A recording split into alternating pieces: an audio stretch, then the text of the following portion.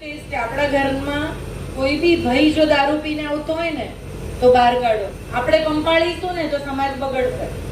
આપણે નહીં પંપાળીએ ને તો આગળ વધવાનું નથી. આજે તમારે ઘરમાં જે વસ્તુ બને છે, હું તો દીકરીઓને એટલું ચોક્કસ કહીશ કે આપણા માટે કેમ સલાહ આવે? આપણા જ માટે સલાહ આવે, દીકરાઓ માટે કોઈ સલાહ નહીં. કેમ દીકરો સમાજ નથી બગાડતો? આ દીકરી કયા બીજા સમાજમાં ક્યારે જતી હશે જ્યારે આપણા સમાજના છોકરાઓમાં એ સક્ષમતા નહીં હોય ત્યારે? હું તો ઊંધું કહું છું. લો, આપણો છોકરો દારૂ પીતો મળે, આપણો છોકરો રખડતો મળે, આપણો છોકરો કામ કરતો ના મળે, ત્યારે દીકરી કોઈ બીજા સમાજના છોકરા જોડે જતી હશે.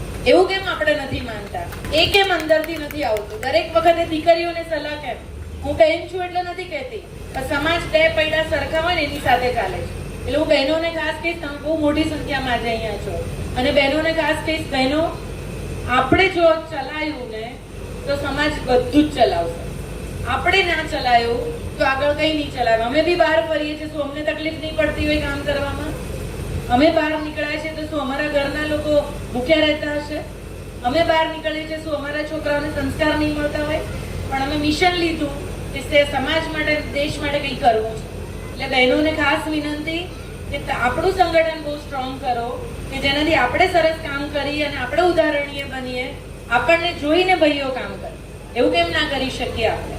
એટલે આજે મને અહીંયા બોલાવી, મને નથી ખબર, કદાચ વધારે બોલાવ્યું હોય તો મને માફ કરજો, પણ હું એટલું કહીશ કે ખમીર જે અંદર આપણું પડેલું છે ને એને જગાડો, ફક્ત સેવા માટે.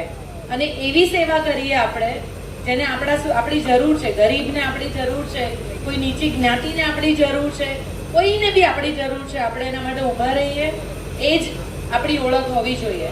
મેં મારી ઓળખ બનાવી છે.